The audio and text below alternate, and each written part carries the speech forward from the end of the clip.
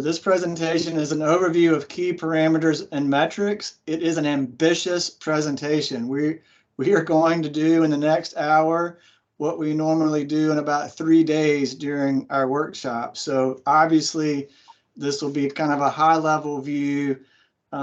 We felt like this presentation was important to do before Sydney gets into the specifics of the Wyoming SQT changes, just so people have a familiarity with these parameters and metrics. So that's our goal. I'm really going to focus on sharing with you what the parameters and metrics are and kind of their purpose. I'm not going to go deep into how they're measured and how they're scored or any of that. We just don't have time. All right, so here is the list of the parameters for the Wyoming SQT. Remember from our earlier presentation that hydrology and hydraulics have been combined for the Wyoming SQT. So there are 4 parameters in this new combined category. They are reach runoff, base flow dynamics, bank flow dynamics, and floodplain connectivity. And then there are 5 function-based parameters in geomorphology. They are large woody debris, lateral migration, bed material characterization, bed form diversity, and riparian vegetation. And then for physicochemical, we have temperature and nutrients, and biology, macroinvertebrates, and fish. So in total, there are 13 parameters and 29 metrics. I did not show the metrics here. These are just the function-based parameters, but I will drill down and show some of the metrics. And then there is also a flow alteration module that's within the Wyoming SQT that's additional to what I've shown here. All right, so just a word about parameter applicability. I mentioned that the SQT, it was built primarily for perennial wadable streams. And you can see, for all of our parameters, we check the box for all the perennial, and then we move to intermittent, and most of them apply to intermittent. There is this caveat for temperature, nutrients, and macroinvertebrates that it's where base flows extend through the sampling period. And then for our ephemeral streams, you'll see we removed base flow dynamics. That just means you would not measure base flow dynamics in these ephemeral systems. And just remember, if you remove a parameter from the SQT, it's simply not scored. We would also not do temperature, nutrients, macroinvertebrates, and fish. For some of these, mainly because it's not so much that there's not biology here, it's that we don't have those parameters and metrics yet. So for example, amphibians might be a better parameter for these ephemeral systems, but we're just not there yet. So maybe future versions would have that. And then when we get into the multi-thread channels, we would pull out the bank full dynamics and bed form diversity. So I mentioned that in the previous presentation when we were talking about reference stream types. Really doesn't affect if you're wanting to do the multi-thread channel, because you're not going to do bed form diversity anyway. And in fact, even for floodplain connectivity, since you're only doing the bank height ratio, that reference stream type really has no effect on you if you wanted to do an anastomosed approach in Wyoming. That's good news. Okay, so there is a basic suite of parameters. Let me just go back for a second. This is in the user manual. So I copied this right out of the user manual. So table 7 in the user manual provides this guidance. This is also in the user manual and just acknowledges what we call the basic suite of parameters that are generally required if using the Wyoming SQT. So in hydrology and hydraulics, that would be reach runoff, flow dynamics, which is typically the bank full flow dynamics, and floodplain connectivity. And then within geomorphology, we have lateral migration, bed form diversity, riparian vegetation, And unfortunately not large woody debris, just because we do have some parts of Wyoming where large woody debris is either not applicable or we don't have well-developed reference curves for those plains areas yet. All right, so what I'm going to do for the rest of this presentation is give you a crash course in these 6 parameters. So we're going to walk through all 6 of these. I'll kind of lay out what they are, what their metrics are, how we use them, why we use them, and stop there. So our first category is the hydrology and hydraulics. Again, these are a combined category. Our first parameter is reach runoff. So just remember that reach runoff helps us describe how water moves from the watershed to the channel. In fact, this is the functional statement for hydrology. The reach runoff parameter is giving us information about runoff potential from land uses adjacent to the project reach. So key words here are runoff potential, and then these are land uses that are adjacent to the project reach, not upstream in the watershed. The metrics that go with reach runoff are land use coefficient and concentrated flow point. So 2 metrics are used to describe the reach runoff parameter, are used to quantify the reach runoff parameter, and we would evaluate them together. And this reach runoff parameter applies to all project sites. So here's an example. Here's this blue line is the project reach. Here's the downstream end of the project reach. So if we delineate the entire watershed, it's very small. It's 168 acres. If we come up here to the upstream end of our project reach, then we can do another watershed delineation. We see that the upstream watershed is 112. Again, all the way downstream is 168. So the lateral drainage area is 56 acres. And again, that is the watershed that's draining water adjacent to the project reach from the watershed divide to the stream channel. This is the land area and the land uses that we are characterizing as part of this parameter. So the lift and the loss is determined by the change in land use. So for example, if you're going from a cornfield to ultimately a forest, that is your land use change. So you need to know the land use type and the area for each of those land use categories. The second thing you need to know is the coefficient that represents the runoff potential. And the user manual gives you these coefficients.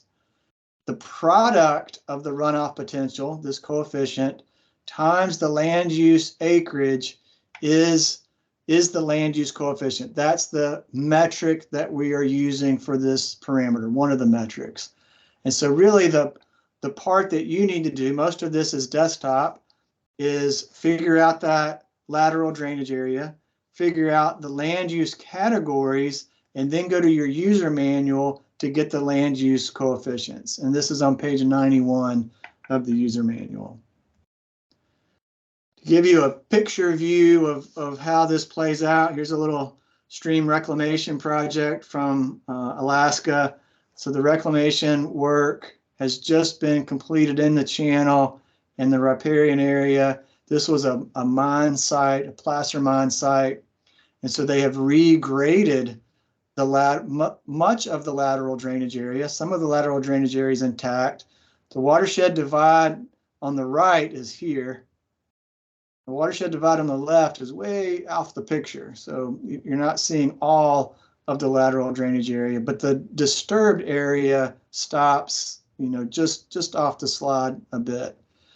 And so for this particular metric, for the land use coefficient metric, which is part of the reach runoff parameter, you'd be looking at this land use change from bare ground as it moves back towards tundra and willow community. All right, so the next metric is the concentrated flow points. So concentrated flow points just counts the number of concentrated flow points, which are ephemeral channels caused by human impacts. Key terminology there. Ephemeral channels created by human impacts. You just simply count them along your project reach, and you report it as the number of concentrated flow points per 1,000 feet. So examples could be farm or mine ditches, parking lot ditches, road ditches, and so on. And just note that a natural drainage feature does not count. Natural drainage features do not count. So if you had a ephemeral channel that was natural, you know, it's formed by the valley topography, then that's just a tributary. It's not a concentrated flow point. It could be its own reach if you needed to assess it, but it's not a concentrated flow point. Here's a very classic concentrated flow point from an urban site. We have our parking lot here, a beautiful concrete swale bringing water right into the channel, a classic concentrated flow point. And of course, from a restoration perspective, we would start looking at ways, how can we remove this concentrated flow point? On the impact side, it would be, are they installing concentrated flow points? Here's a shot from, I think that last shot was from Arkansas. This is a shot from Michigan. Big cornfield with a drainage ditch dug right down the middle to provide that drainage. So because it was built anthropogenic, it counts as a concentrated flow point. Here's a Wyoming shot. I think this is in Casper, Wyoming. The road is kind of over here. The river is just to the left. Here's a shot of the river. And so as part of this restoration project, they cut the stormwater outfalls coming from the road and put them into these depressional areas, kind of mimicking maybe an oxbow, if you will, to catch that runoff. So they're preventing that. It's essentially a stormwater best management practice. And then in other areas, they put these level spreaders. Now there is an outlet on the downstream end of this BMP. There is an outlet that brings water back to the channel. So there is a note in the user manual that BMP outlets do not count. So you would be able to, in this project, to capture functional uplift by reducing those concentrated flow points. I did get a question once, can you take 5 concentrated flow points and just connect them together into one and show that as functional uplift? You cannot do that. But by rule, that's not allowed in terms of being able to measure uplift. All right, so we did reach runoff. That was our parameter. Our 2 metrics were land use coefficient and concentrated flow points. Now we're moving to the next parameter in the combined hydrology and hydraulics category. This is the bankful flow dynamics parameter. It is measured as a bankful width to depth ratio metric.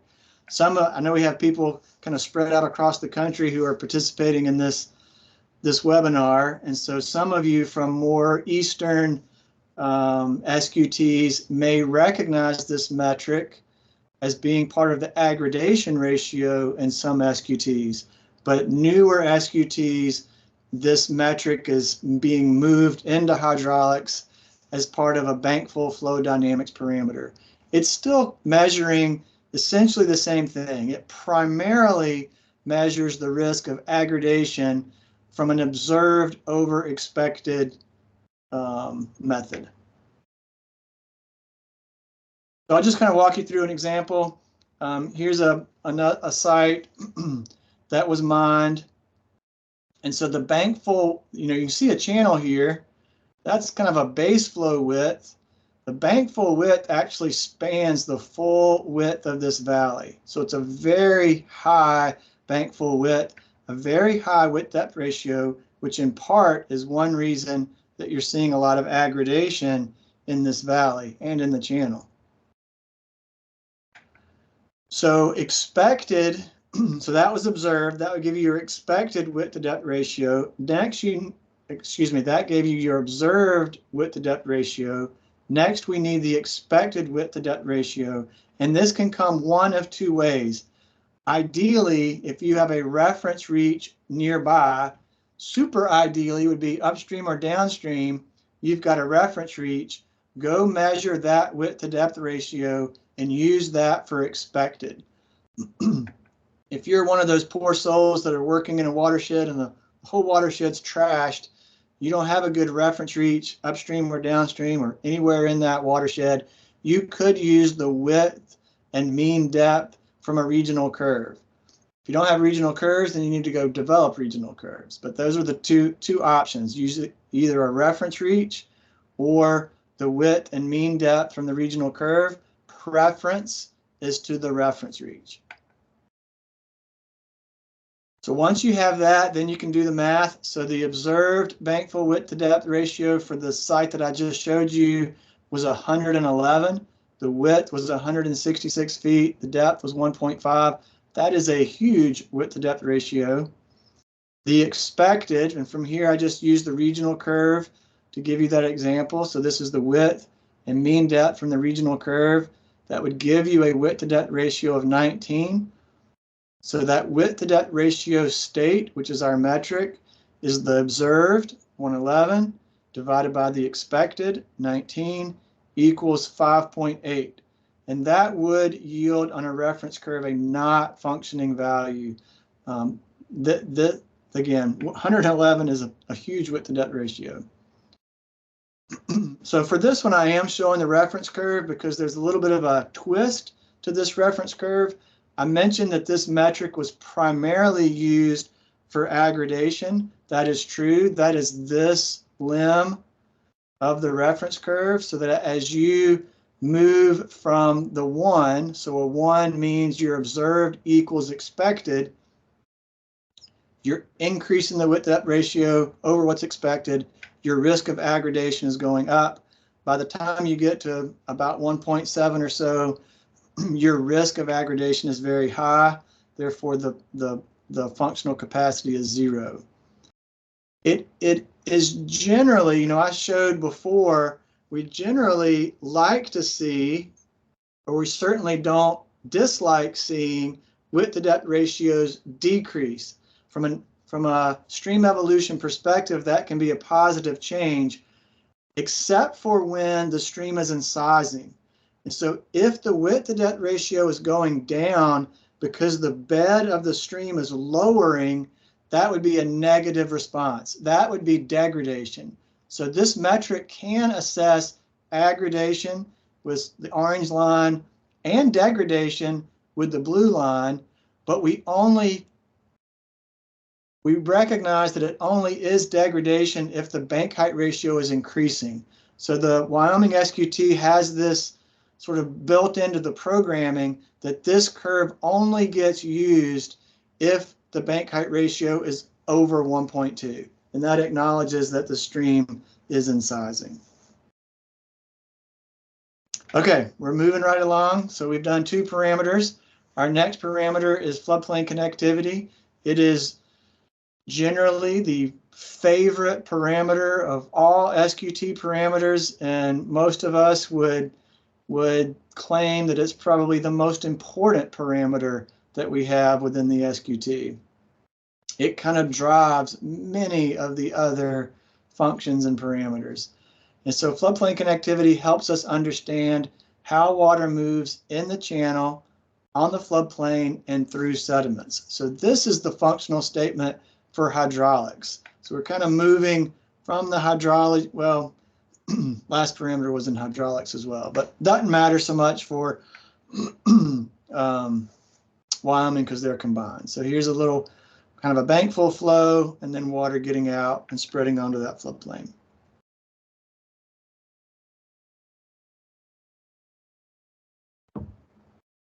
Okay, most of the time, 2 metrics are getting assessed for floodplain connectivity: bank height ratio and entrenchment ratio, and then note that the entrenchment ratio is stratified by the Roskin stream type for the reference stream type.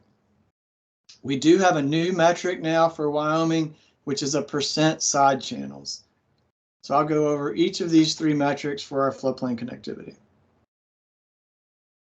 All right, so first is entrenchment ratio. So we've talked a little bit about entrenchment ratio, but we'll finally define it here.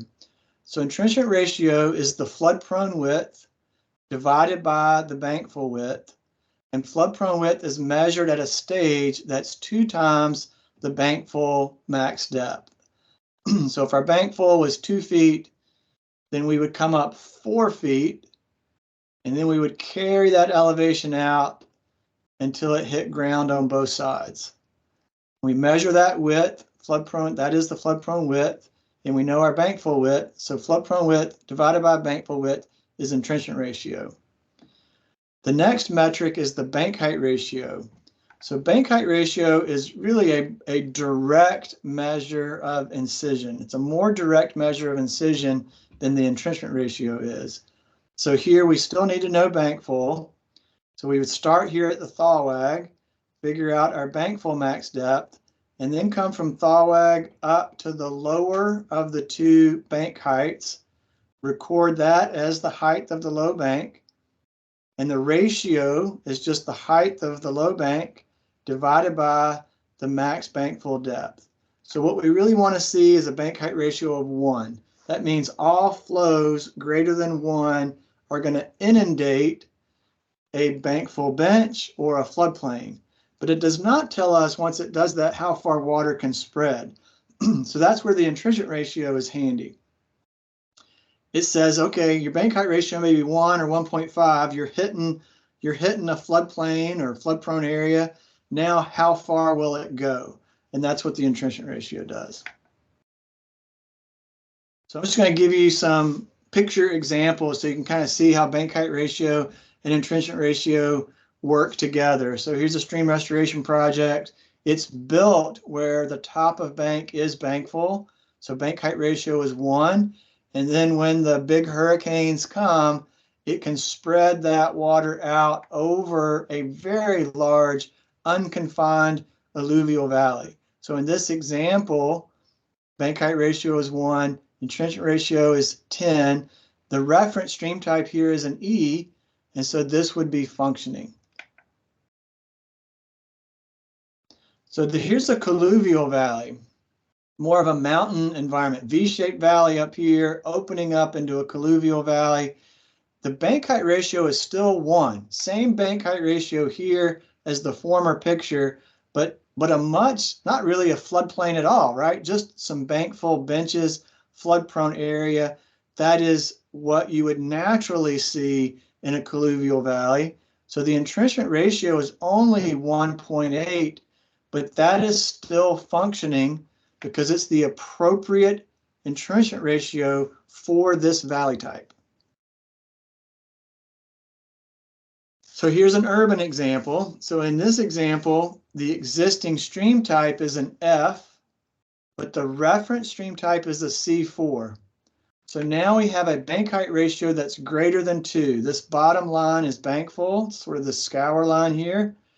And this top line is the flood-prone width. And what you can see is that the flood-prone width does not get out of the channel. If it did get out of the channel, it could spread a very long way. This is in an unconfined alluvial valley. So since the reference stream type is a C4, this low entrenchment ratio of 1.1 would be not functioning. And a bank height ratio of 2 greater than, well, 2 or greater, regardless of what landscape you are in, is not functioning from a floodplain connectivity perspective. Here's another example. This is a stream that was relocated right to the toe of a hill slope, and they laid these bank backs and then just armored it with riprap. And so the existing stream type was a G4 little c. The reference is a B4, but our entrenchment ratio is 1.1, so also not functioning. So hopefully you can see how that reference stream type is also playing out as we use this entrenchment ratio as part of our floodplain connectivity parameter. Okay, so new to the Wyoming SQT I think, is the side channel metric. And that assesses floodplain connectivity in addition to the bank height ratio and entrenchment ratio. But it's not going to be always assessed. We will assess side channels in valleys and stream types that would naturally have side channels. This is a couple pictures from Michigan. Here's a really nice C, little C minus, and right around the corner, there's this big slough that's going back into the wetland, which is what you see here. This is one of those side channels. There is a diagram in your user manual that kind of lays out what is a side channel and what is not a side channel. So here's our main stem. These red lines are side channels. So you might have a truly just a side channel that comes out of the stream, comes down the valley, maybe it intercepts an oxbow pond, comes back into the channel. In the pond here, you would just measure a straight line down through the pond, and you would measure this length. Sloughs, like I just showed you, would count as side channels. Smaller, like almost like a chute cut off, could be a side channel. But if you had an oxbow that then filled in and was no longer connected to the channel, like this green line, a disconnected side channel does not count as a side channel in this metric. And then the other thing to note is that for these red lines to count as side channels, they need to have a depth that is greater than 1/2 the bankful depth of the main channel. So an aerial photograph, you can see here's the main channel, and all these red polygons are side channels. So it's not an area measurement. So you would just measure the straight line down these side channels to get your length. And then the metric is you add those lengths and you record it as a % of the stream length. Okay, so we've made our way through hydrology and hydraulics, those combined. We're about halfway done. We're looking good on time. So now we'll do the last 3 parameters in geomorphology.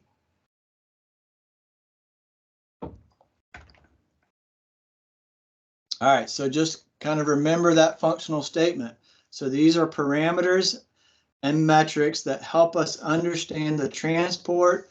And I kind of added storage because I get beat up sometimes on, not all systems are transporting sediment or wood. And I really meant transport more globally, but that's okay. So we just want to acknowledge it's transport and storage of wood and sediment to create diverse bed forms. So again, this is our habitat look, and support dynamic equilibrium, which is the channel stability component.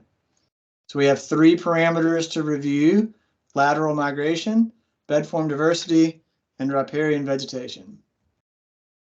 So first is lateral migration. So this is just looking, this is primarily where it's most important in those confined in alluvial valleys where your stream is migrating from one side of the stream to the other. It's assessing the potential for stream banks to laterally erode beyond what would be considered natural. This is a common misunderstanding of the SQT, that it's all about no bank erosion, and that's not the case. It is about what would be excessive lateral migration. So there's an acknowledgement, there's even an acknowledgement in here that some systems naturally have very high rates of erosion. And so we handle that, or can handle that, through stratification. So this first part is assessing the stream banks beyond what would be considered natural rates of lateral migration. And then the second part is the flip side of that coin. It includes armoring, if armoring is present, I should say, or proposed, present or proposed, to evaluate anthropogenic methods that prevent meandering processes. So we are trying to look again at both sides of the lateral migration coin: too much erosion and locking the channel in place so that it can't move at all. There are a variety of metrics that we use to assess lateral migration. So one is the dominant BHI NBS. So BHI stands for Bank Erosion Hazard Index, and NBS is near bank stress. That's a Roskin method. And then the second metric that goes with that is percent stream bank erosion. The Wyoming SQT does have an option to use a green line stability rating. So if you're more familiar with this assessment method, you can use this assessment method instead of the Roskin method or the percent erosion component. And then the stream bank armoring, as I mentioned, we would only assess that when armoring is present or proposed. I am not going to go through this in detail. I just wanted to kind of make you aware. The BHI near bank stress is the most commonly used metric. I think it's used more common than the green line stability. So I'm just going to highlight this one. Plus, I know this one and I don't know the green line stability. But I just want you to recognize with this that the BHI component is measuring the geotechnical forces of the bank. So you're looking at where you're assessing the outside of all meander bends and any other stretch that is eroding, and you're measuring things like a bank height ratio, but it's the bank height ratio of the study bank. You're looking and hopefully measuring things like root depth. Root density is the hardest one, in my opinion, to kind of assess. You can measure bank angle, and then you take an estimate of your surface protection. All of these things together give you an initial BHI score, and then you can adjust it by your bank material or a stratification, like if you have layers of sand and gravel, and that will give you an overall BHI score. And then you, at the same study bank, you determine the near bank stress. So if the BHI is the geotechnical look at the bank, like what is just the potential that the bank can erode based on its height, soil type, vegetation, and so on. Near bank stress is the hydraulic look. So this is saying what's now the potential of that bank to erode given the fact that it's on the outside of a bend, so you have high stress on the outside of that bank versus maybe the straight part of the stream like a riffle where you don't have high stress.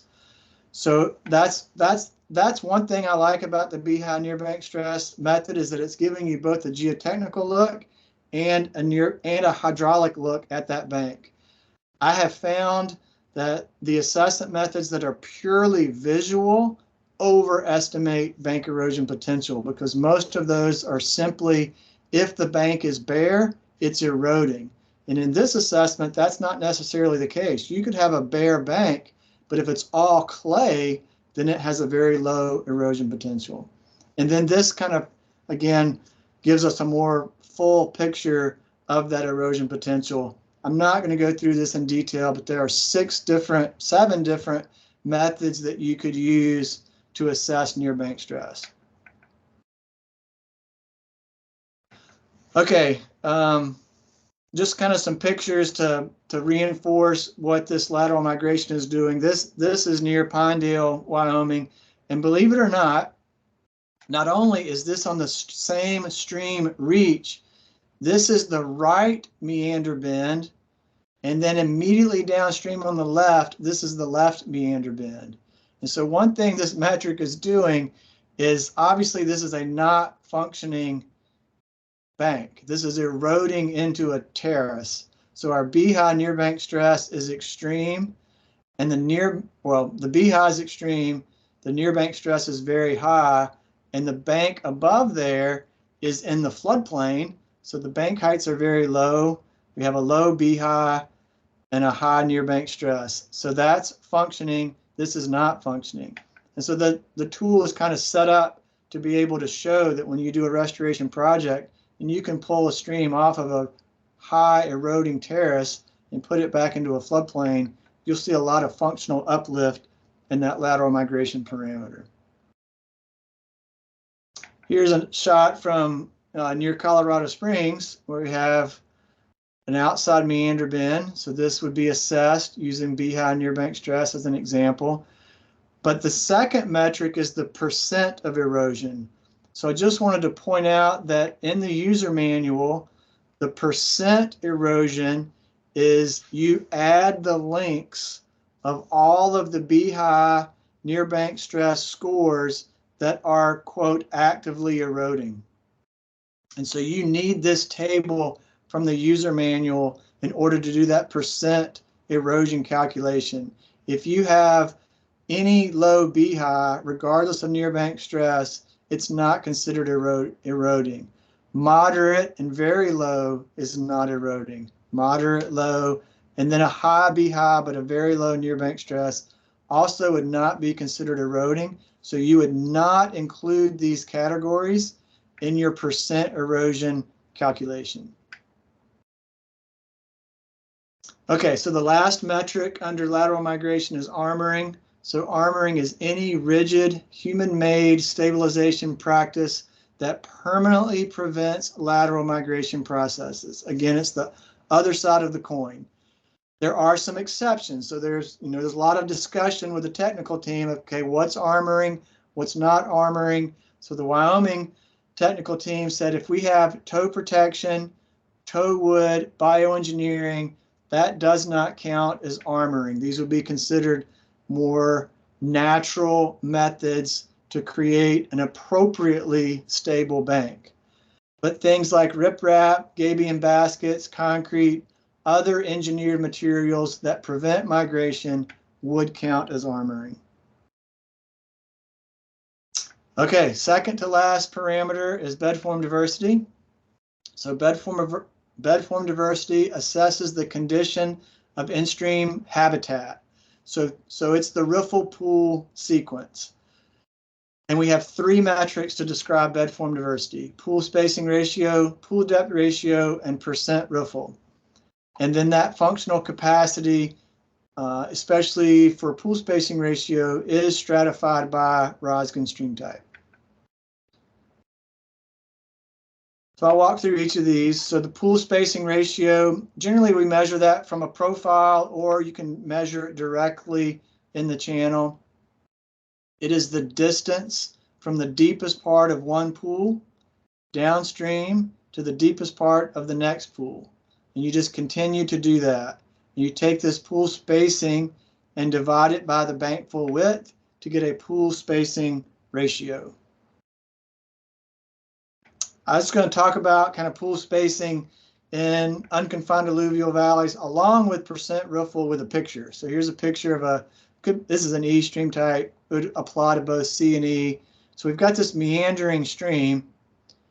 And so for pool spacing, we are counting the pools on the outside of meander bends. We call these geomorphic pools just because they're formed by the plan form geomorphology. So pool spacing in these environments are only the outside of the meander bend. And then the riffles are crossovers. So this would be a riffle length, and you would just measure the riffle length. So here's a riffle. All these crossovers are riffles. So we do, some of you may be working in sand bed streams, and if you've had formal, geomorphology training, you know that riffles with an F technically only occur in gravel bed streams. Sand bed streams have ripples with a P, but pretty much every stream assessment method just uses riffle with an F, and we go beyond the gravel bed stream to define the riffle really as these straight sections, crossovers between meander bends.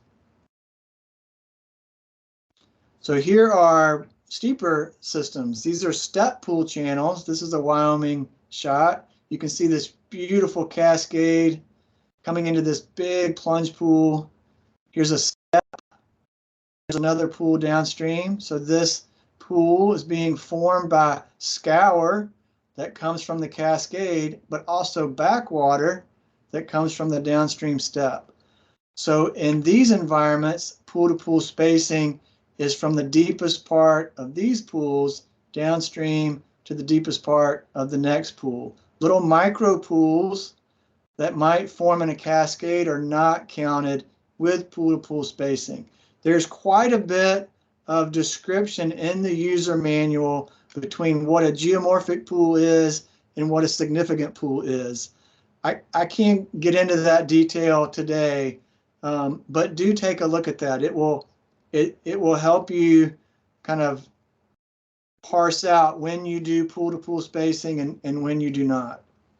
So for these systems, the percent riffle would be the length of the cascade and the length of the steps. You can see more steps over here. So this would be a step. This is a pool.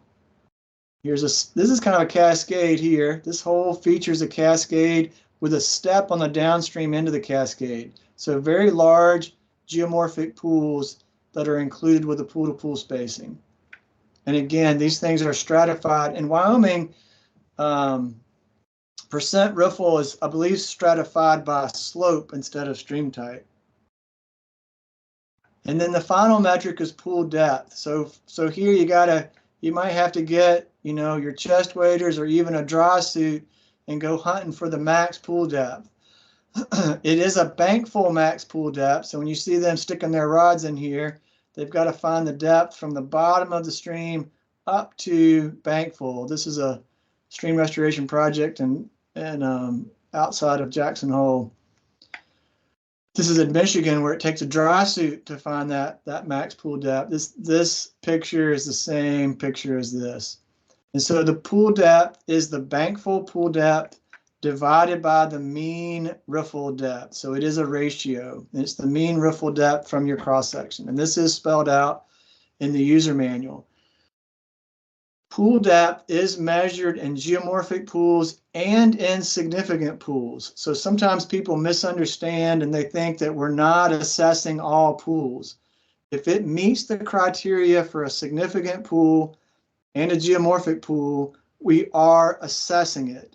It's just that pool-to-pool spacing is not every pool. It has to be associated with a cascade or step or a meander bend. Okay, our last parameter is riparian vegetation. Here's one of my favorite pictures from Wyoming. I show this picture a lot. This is a picture of the Wood River. I think it was about 80 miles to the east of Yellowstone. So beautiful, beautiful part of Wyoming to do reference reach work in. And a really nice picture of riparian vegetation, actually even of geomorphology. These semi-arid environments make geomorphology and veg, a little bit easier because you can see the stream here. Bankful is the top of the bank. So all of this is the floodplain and is wet. As you walk across that, it's a wet floodplain, and that affects the vegetation community. And then on this side, we have a low terrace, and you see a different vegetation community. And then I'm standing up here on a high terrace and an even different veg community and hill slope as well. So you can just kind of see how this vegetation ties in so distinctly to the different landforms. All right, so our riparian vegetation metrics for Wyoming include riparian extent, woody vegetation cover, herbaceous cover, and percent native cover. The riparian extent, can be mostly a desktop analysis. And, for those of you, again, we got people from kind of spread across the country in this webinar. There have been two philosophies with riparian width or riparian extent with SQTs. Some SQTs just measure width. That's a little bit more of an East Coast style of riparian buffer, which often is tied to water quality and nutrient standards. And in the West, especially because we have, in most cases, especially in Wyoming, a lot of the time we have identifiable breaks between the valley bottom or the valley width and the hill slopes or the terraces. So because of that, we use a metric called riparian extent that is the observed riparian area divided by the expected riparian area. So this yellow gold line shows that, and this picture. So let me start with this picture. So you can see this is looking upstream. You can see there's no riparian area on, now I'm going to confuse you all. Downstream is coming this way. So we usually do left and right looking downstream. So this is actually the left, but this is looking upstream, so it kind of looks like the right. So this hill slope is right here. And of course, there's no riparian area on this side of the stream, the left side of the stream. All of the floodplain is on this side. We can even see some old meander scars where the stream used to be much more sinuous before it was channelized. And so the observed riparian area starts on this side and comes out to the road. So it would be this area divided by the overall extent. The valley bottom itself goes all the way to here. This would be the edge of valley. So it's an observed over an expected. And then the assessment itself for riparian veg is plot based. And so you can see this is a diagram from the user manual where you start your plot at bankful or where you did your green line stability assessment. And your large plot for your tree cover is 32 by 32. And then within that plot, we have a 16 by 16 shrub cover plot. And then we have two herbaceous plots that are 3 by 3 within that. So I'm just going to kind of end with some pictures of riparian veg, because this is also a parameter that we sometimes get pushback on, because, you know, people, especially in the mitigation world or the restoration world, we hear this statement a lot. We did the best we could, so give us full credit. And that's just not the way the SQT works. So we hear this with riparian veg, like, hey, I started with a cornfield. I planted vegetation. It did very well for 5 years. I should get a 1.0. But a 1.0 for riparian vegetation is a pristine condition for riparian veg. If you start with a pasture or a cornfield, there's no way you can get to a 1.0 in 5 to 7 years. It's not going to happen during the monitoring period. It's not going to happen in your lifetime. So this is an example from Western North Carolina. Both of these are in the mountains.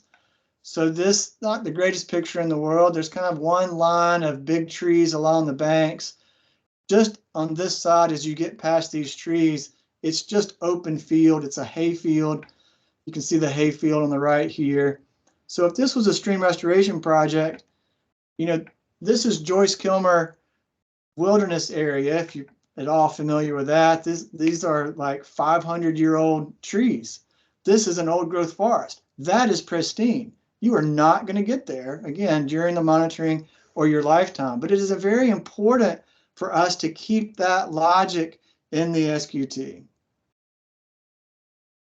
This is more reasonable. This is also huge functional lift. This is a, you know, an ag site. This is a stream restoration project. This is what that site looks like 20 years later.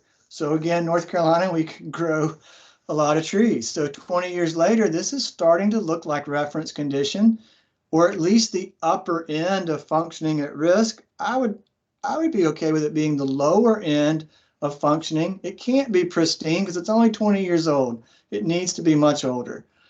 So this is not going to happen during the monitoring period, but you can, again, it shouldn't freak you out because you can still get huge lift to go from no trees to having trees that get you in to the functioning at risk category. You could go from a 0 to a 0.5 with a project like this, but you're not going to go from a 0 to a 1. One reason this is important is because people are more frequently doing restoration projects in forested ecosystems. So they're going into forests that look like this, stream doesn't look like this, but the forest does, and they're doing work. And we need to be able to capture that, hey, that forest is functioning as they start their project. Some projects even take a step backwards for riparian vegetation in those settings before they take a step forward. They don't like it, but it is real. So here's a mitigation site before and in year 3. So you can see the riparian veg in this valley is coming in early successional. This can absolutely happen during the monitoring period. It will be even better than this. And while it's not going to be huge functional uplift, it will be large functional lift. Okay, so that is all I have. We